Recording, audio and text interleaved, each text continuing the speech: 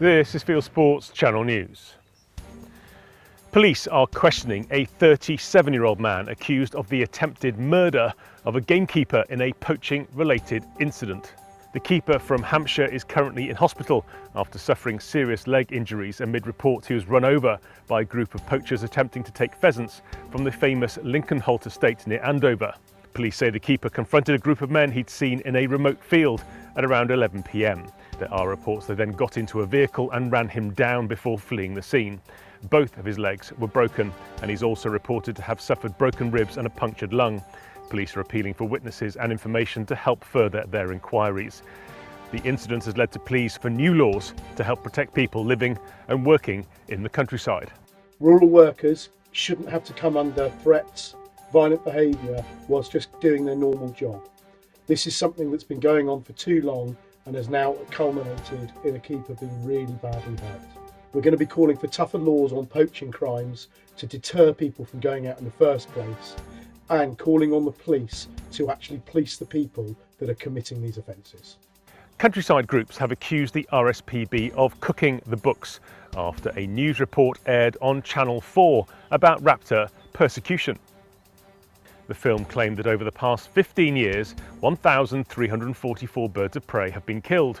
Most of them, says the report, on land that's managed for game bird shooting. Basque says it condemns all illegal activity in relation to wildlife crime, and it's concerned about where the figures used in the TV show come from. Their fears are backed by evidence from both the police and conservation groups, which show the RSPB's numbers just don't add up. What will come out in the wash is how genuine is it? How was it collected? If you do have genuine evidence and you do think that a crime has been committed, work with those stakeholders, work with those partners, and actually try and get to the police and get a logical conclusion to this case, which is effectively what we all want to see. It appears that the RSPB have manipulated the figures for their own political gain.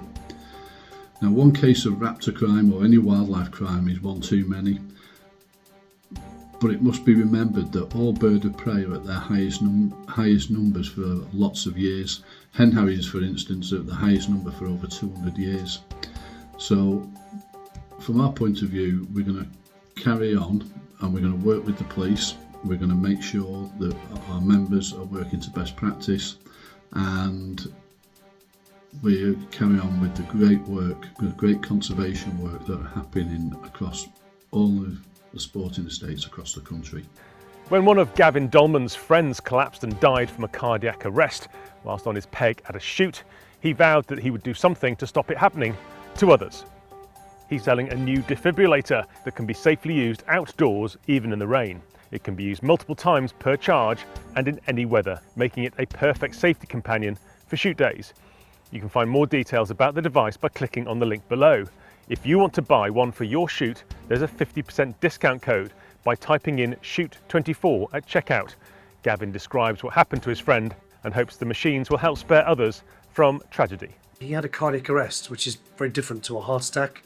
At a cardiac arrest, the nearest defibrillator was in a village over 4.5 miles away, and unfortunately they didn't get back in time, and he didn't make it.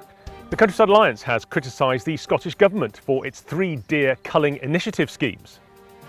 The government has pledged around £100,000 to Scottish stalkers in order to speed up the cull of Scotland's deer herds, with £70 per female and £35 for a juvenile deer.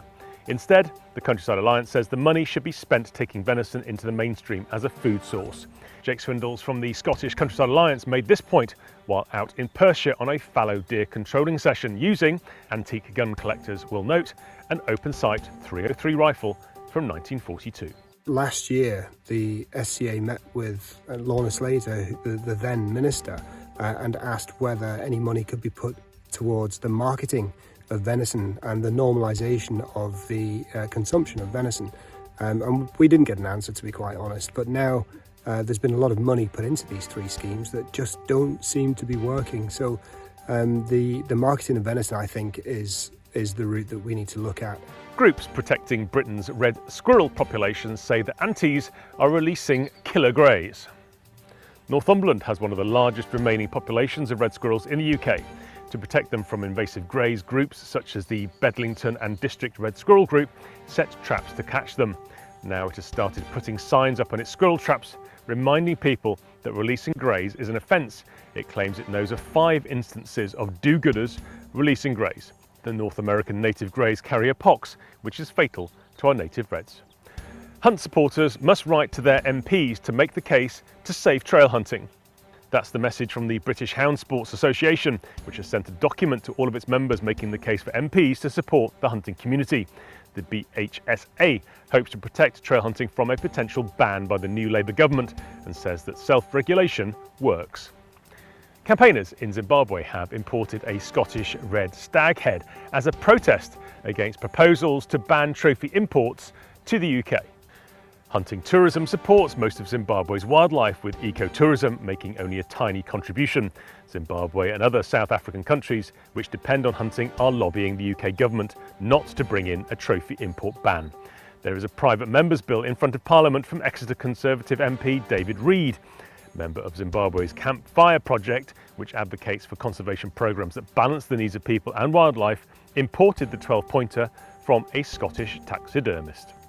And finally, as Charlie was flying from Leeds Bradford Airport this week, he saw a perfect example of catch and release. Armed with only a landing net, an airport worker walked up to and netted a feral pigeon that had been hiding out near Burger King. Airport staff boxed it and took it outside and released it. And the airport worker's comment to Charlie, "Keep me out of it." You are now up to date with Fieldsports Channel News. Stalking the stories, fishing for facts.